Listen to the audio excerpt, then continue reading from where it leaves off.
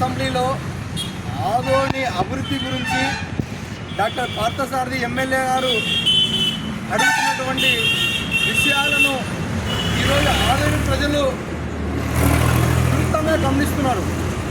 గతంలో ఏనాడు కూడా అసెంబ్లీలో ఆదోని పేరు ఉచ్చారణ అనేదే లేదు.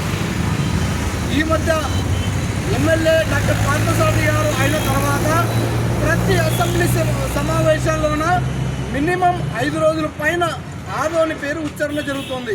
ఎందుకోసం ఉచ్చారణ జరుగుతుందంటే ఆదోనిలో ఉన్నటువంటి సమస్యలను వారు నిలువెత్తి ప్రదర్శిస్తున్నారు, నిలువెత్తి వారు ప్రశ్నిస్తున్నారు.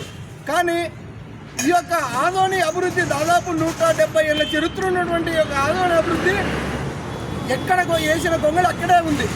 ఎక్కడ కూడా అభివృద్ధి జరిగినటువంటి దాఖలాలు లేవు. గతంలో పాలకులు కేవలం ఆ బెంచ్లు పరిమితం అయ్యారు కానీ ఎక్కడ కూడా అభివృద్ధి చెందాల అభివృద్ధి అని చెప్పేసి ఎక్కడ కూడా అడిగిన దాఖలాలు కూడా ఈ యొక్క అసెంబ్లీలో లేవు. అయితే మా ఎమ్మెల్యే గారు అభివృద్ధి గురించి అనేక అంశాలపైన లేవనెత్తి మాట్లాడుతుంటే ఈ యొక్క డిప్యూటీ స్పీకర్ రఘురామకృష్ణరాజు గారు మీరు మాట్లాడిన విధానం మాకైతే నచ్చలేదు. మా ఆదోని ప్రజలుగా మేము ఎంతో బాధపడుతున్నాము. మీరు ఒక హోదాలో ఉన్నటువంటి డిప్యూటీ స్పీకర్గా 175 అసెంబ్లీలను సమానంగా చూసే వ్యక్తి మీరు.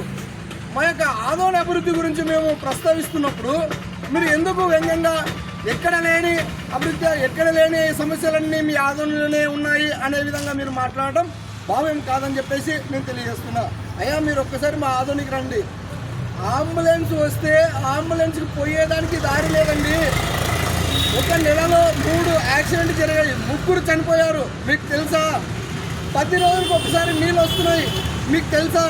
దాదాపు ఆదోని చుట్టుపక్కల 42 గ్రామాలు ఉన్నాయి. ఆ గ్రామాల్లో 15 రోజులకు ఒకసారి నీళ్ళు వస్తున్నాయి. మీకు తెలుసా? రోడ్లు లేక నిన్ననే దాదాపు 5 మంది చనిపోయారండి రోడ్లు సరిగా లేక. అది గత పాలకులు చేసిన తప్పిదం వల్లే కదా ఈ యొక్క చావులకు కారణం. దాదాపు 42 వార్డులు ఆదోనిలో ఉన్నాయి. ఎక్కడైనా సరైన డ్రైనేజ్ సిస్టమ్ ఉందా? ఎక్కడైనా అభివృద్ధి ఉందా? సీసీ రోడ్లు ఉన్నాయా? ఏమి లేవండి.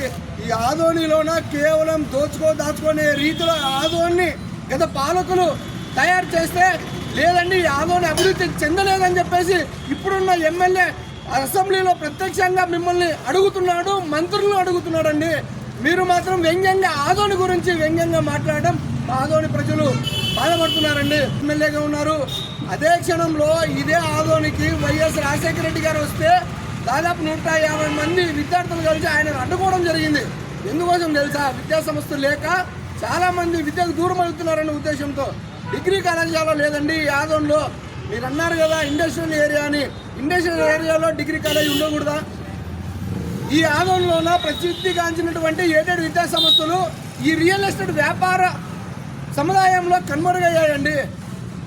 ఒక 10th క్లాసు గవర్నమెంట్ స్కూల్ లేదండి ఈ ఆదోనిలో. మీకు తెలుసా? ఆదోని అభివృద్ధి అంటే ఇదండి.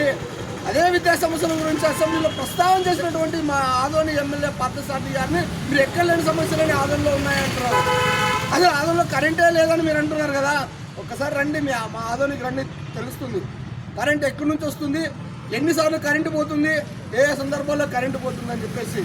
కాబట్టి మీరు మాట్లాడేటప్పుడు 175 నియోజకవర్గాలు మీరు సమన్వయం చేస్తూ అందరికీ కూడా అవకాశం కల్పిస్తూ అభివృద్ధి విషయంలోనే అసెంబ్లీలో ప్రస్తావిస్తారు. కాబట్టి ఆ అభివృద్ధి గురించే మా ఎమ్మెల్యే గారు మాట్లాడారు. కాబట్టి మీరు వెంటనే మీ వ్యాఖ్యలను అసెంబ్లీ రికార్డ్స్ నుంచి తొలగించాలని చెప్పేసి మేము డిమాండ్ చేస్తున్నాము. ముఖ్యంగా మీరు మా ఆదోని ప్రజలకు కూడా క్షమాపణ చెప్పాలని కూడా నేను హెచ్చరిస్తున్నాను. కాబట్టి దయచేసి మీరు ఉన్నత హోదాలో ఉన్నారు కాబట్టి మీరు ఇలాంటి వ్యాఖ్యలు ఇంకొక ఎమ్మెల్యేకి మీరు చేయొద్దని చెప్పేసి నేను సవినయంగా మనవి చేసుకుంటూ నమస్కరిస్తూ సెలవు తీసుకుంటున్నాను.